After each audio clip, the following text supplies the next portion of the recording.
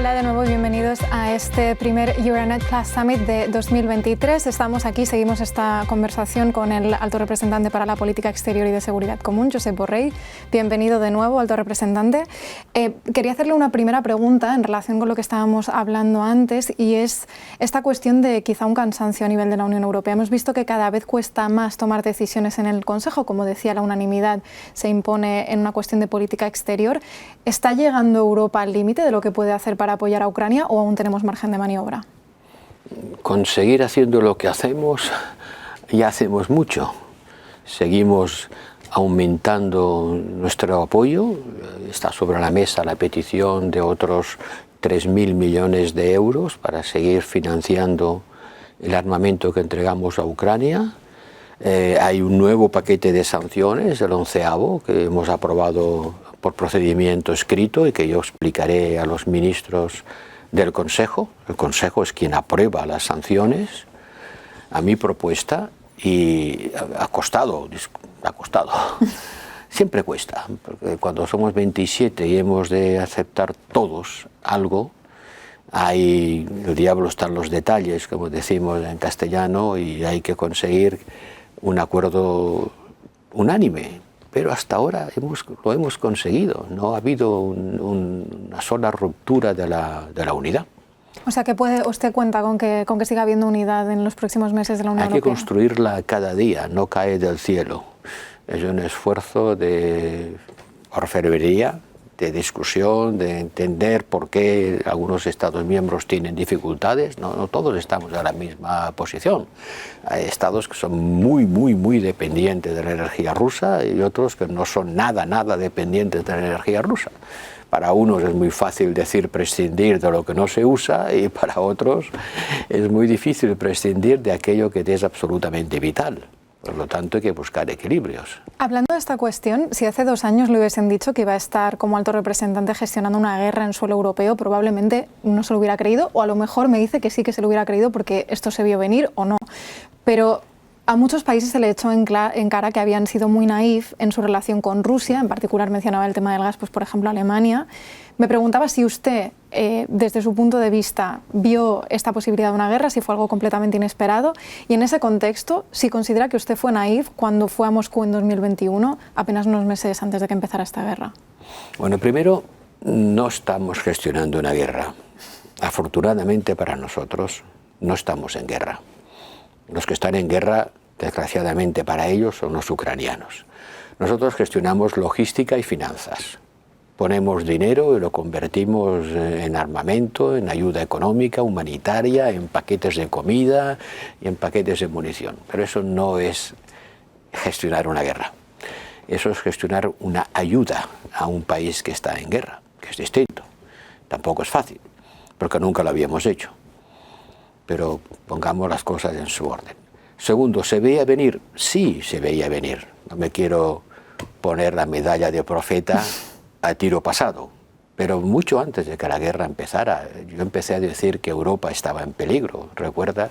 Europe is in danger, y la gente se me tomó un poco a broma, o como si quisiera hacer eslogans para vender mi producto. Mi producto era la brújula estratégica, la necesidad de que los ejércitos europeos tuvieran más capacidades y sobre todo las tuvieran más interoperables, que lo viéramos como un conjunto y no como 27 ejércitos cada uno por su lado. Y mi viaje a Moscú no fue un acto de ingenuidad, al contrario, fue un acto de valor, porque no me esperaba que me recibieran con flores, ya lo sabía.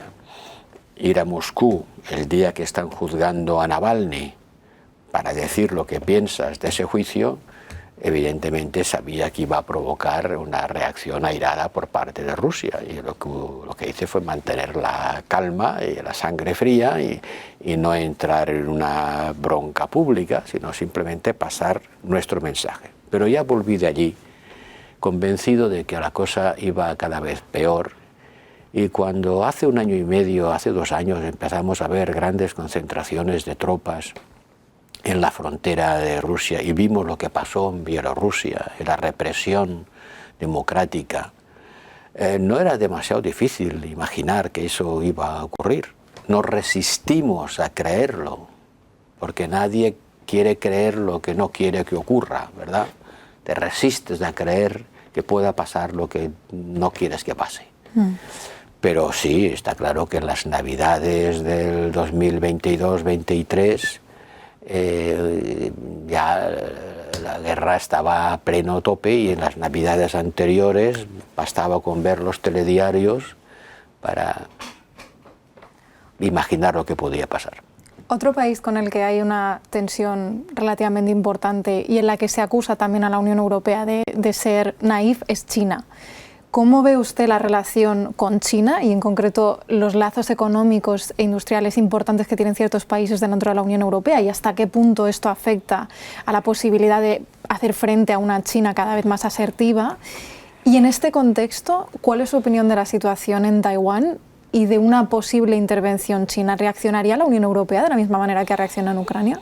Vamos a ver, no nos pongamos a hacer especulaciones sobre futuribles, porque eso atrae el mal tiempo. Con China tenemos una relación compleja, inevitablemente compleja, porque China es a la vez, y lo hemos dicho, es a la vez un competidor económico cada vez más importante. Mire cómo están creciendo las exportaciones de coches de China. Hasta ahora los que exportábamos coches éramos nosotros. Ahora resulta que China exporta más coches que Japón y más coches que Alemania.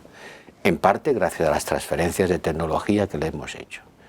Es un competidor, pero Estados Unidos también es un competidor económico, y también nos preocupan algunas decisiones que han tomado Estados Unidos que pueden sesgar la competencia a su favor. ¿Es un socio? Pues claro que es un socio. Ningún problema del mundo se puede resolver sin la participación de China. China quema más carbón todos los días que el resto del mundo juntos. Entonces, ¿quiere usted resolver el problema del cambio climático? Pues tendrá que contar con China. Es un ejemplo, pero hay otros muchos más. ¿Y China es un rival? Sí, claro que es un rival. Es un rival sistémico, en el sentido que su sistema es distinto del nuestro. Y estamos compitiendo con el resto del mundo para conseguir el apoyo de unos y de otros. Pero siendo así de complicado, y siendo así que hay claramente una confrontación entre China y Estados Unidos, que empezó el presidente Trump declarando la guerra comercial, y después el presidente Biden declarando, no diré una guerra, pero sí una limitación a las capacidades de desarrollo tecnológico chino, en particular en los semiconductores, es evidente que hemos de evitar la confrontación. Nosotros tenemos con respecto a China lo que llamamos la China Policy, y con respecto a Taiwán está muy claro. Nosotros no reconoceremos la independencia de Taiwán, pero mantendremos con Taiwán relaciones económicas y comerciales que no pasan por reconocerle como un Estado independiente. Y desde luego nos opondremos y tratamos por todos los medios de evitar el uso de la fuerza que podría conducir al mundo a una situación extremadamente grave. Pero para que eso no llegue hay que utilizar todos los resortes de la diplomacia. El secretario de Estado Blinken ha visitado China y ha dicho exactamente la misma cosa, que Estados Unidos no reconocerá la independencia de Taiwán. Y yo espero viajar a China y decir a los chinos, a mis colegas chinos, es lo mismo que decimos aquí. Nosotros no buscamos la confrontación con China. Nosotros no queremos, como alguien alguna vez pudo soñar, más que un sueño es una pesadilla, lo del desacople de las dos economías. ¿Sabe usted que todos los días intercambiamos casi 3.000 millones, no billones de los nuestros, sino de los americanos, de dólares en intercambios comerciales? Ahora, hay que tener precaución y no tener excesivas dependencias como las que antes explicaba del paracetamol, ¿no? De repente resulta que no tenemos algo fundamental.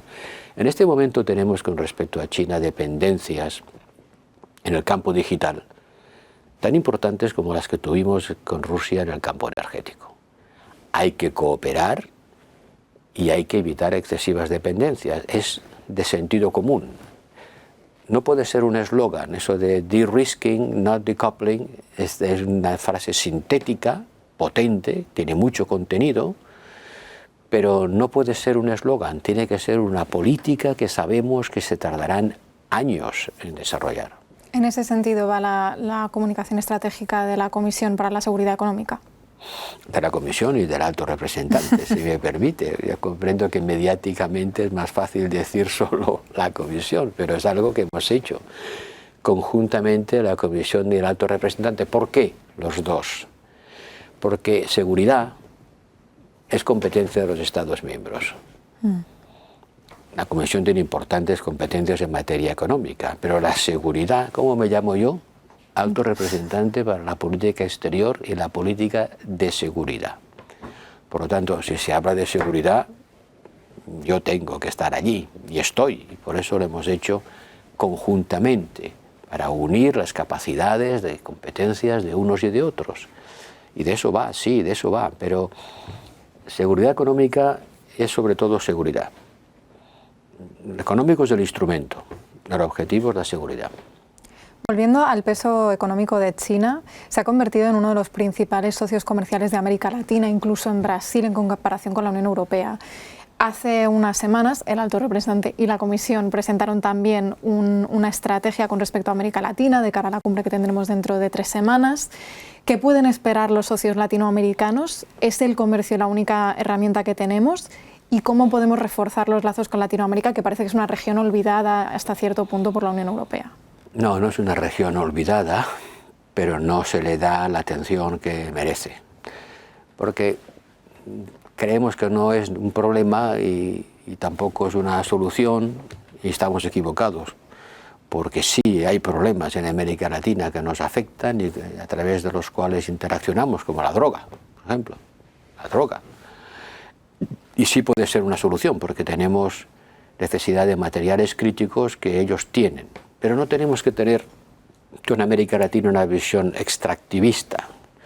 No vamos a América Latina porque nos interesen sus minerales o porque nos interese su voto en Naciones Unidas, que también, claro, sino porque creemos que es un socio natural y porque tiene que tener su papel geopolítico en el mundo, porque allí hay grandes países como Brasil o como Argentina, y México, grandes países que van a jugar, van a tener influencia en el mundo. Y hay otros países con problemas de estabilidad política, a veces relacionados con el narcotráfico, con niveles de violencia y desigualdad social muy grandes, y no todo se arregla con donaciones de dinero, hay un problema de político, de compromiso político. Y eso es lo que creo que la cumbre tiene que tratar. Tiene que hablar de comercio, pero tiene que hablar sobre todo de una alianza geopolítica para hacer frente al mundo de mañana. Europa tiene que tejer lazos más fuertes con el resto del mundo. En este contexto, en el cambio del orden global, el otro día el presidente del gobierno español, Pedro Sánchez, decía que la Unión Europea tiene que ser un arquitecto de ese orden global. ¿Cómo ve el rol de la Unión Europea usted como alto representante en este sentido?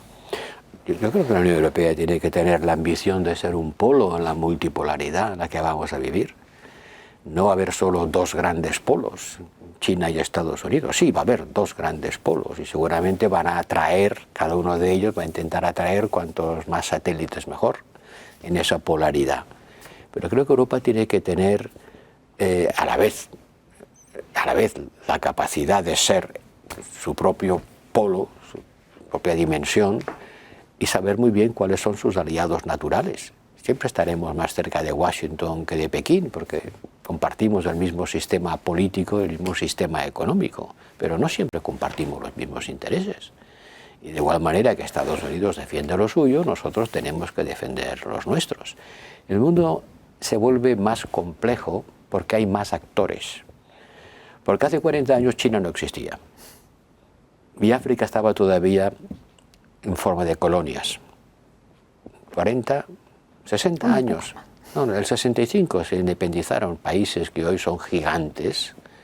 En el 65 todavía eran colonias. Y hasta los 80 China apenas existía en el mundo. Con potencia económica, desde luego no. Y ese panorama ha cambiado y el sudeste asiático todavía estaba medio colonizado o en guerra. La guerra de Vietnam acabaron en los 70. Y hoy el sudeste asiático es una parte del mundo vibrante, con un desarrollo económico espectacular y demográfico también.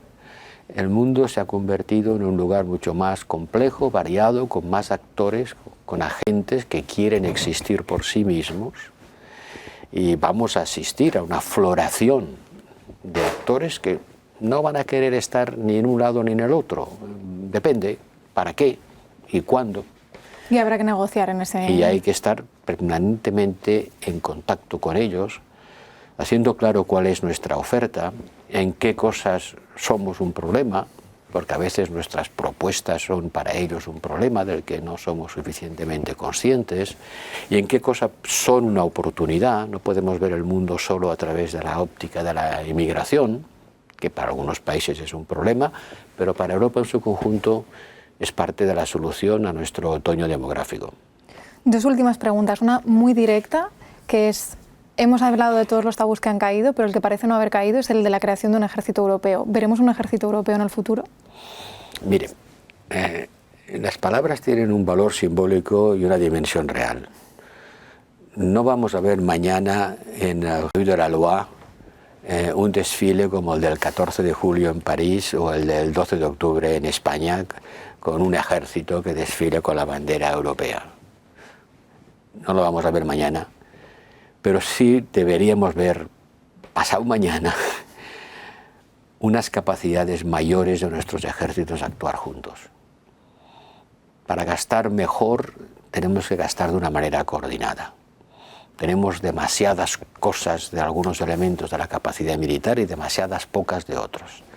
Si sumamos los 27 ejércitos, no tenemos un ejército 27 veces mayor que el más pequeño. Gastamos en defensa 4 veces más que Rusia, entre todos, 4 veces más que Rusia. Bueno, Rusia no ha demostrado una extraordinaria eficacia militar, pero nosotros gastando 4 veces más que Rusia deberíamos tener más de la que tenemos. Por lo tanto hay que tejer desde la base, ¿no? Empezar por el tejado, crear capacidades conjuntas, interoperabilidades, las fuerzas de despliegue rápido donde los Estados miembros puedan todos contribuir a una acción común. Crear un ejército es más difícil que crear una moneda. La última pregunta, Señorita, sé que todavía le queda un año de mandato, pero para cerrar, la presidenta Ursula von der Leyen llegó a la comisión diciendo que esta iba a ser la comisión geopolítica. Se ha visto forzada a esto por una guerra, pero si quitamos la guerra, ¿cuál es el legado de la comisión geopolítica y de usted como alto representante? Todavía no hemos acabado, nos queda un año y medio de trabajo. Pero ¿cómo vamos a quitar la guerra? ¿Cómo vamos a quitar la pandemia? Que son los dos grandes acontecimientos que han hecho que Europa despierte y se proyecte sobre el mundo.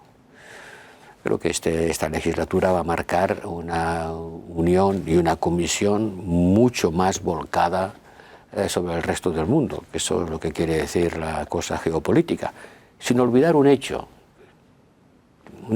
que es así, que es que la política exterior sigue siendo competencia de los Estados miembros, cada uno tiene la suya, y no podemos pretender sustituirlos. Lo que tenemos que hacer es buscar un elemento común entre todos ellos. La Comisión no puede hacer la política exterior que corresponde a los Estados, pero puede catalizar acciones, sobre todo en el campo económico, en las relaciones exteriores, el comercio, la defensa de los derechos humanos, la cooperación al desarrollo, la transformación digital, que forman parte de la política exterior. Y ese equilibrio entre lo que hace la Comisión y lo que hacen los Estados miembros es lo que le toca hacer al alto representante, que tiene un día el sombrero de vicepresidente de la Comisión y otro día el de alto representante de los Estados miembros. Y a veces no estoy de acuerdo conmigo mismo, porque cuando tengo un sombrero no pienso igual que cuando tengo otro. Un dificilísimo equilibrio. Muchas gracias, alto representante, por estar aquí con nosotros hoy y muchas gracias a la audiencia que nos ha seguido durante este Euranet Plus Summit en 2023. Tengan un buen día.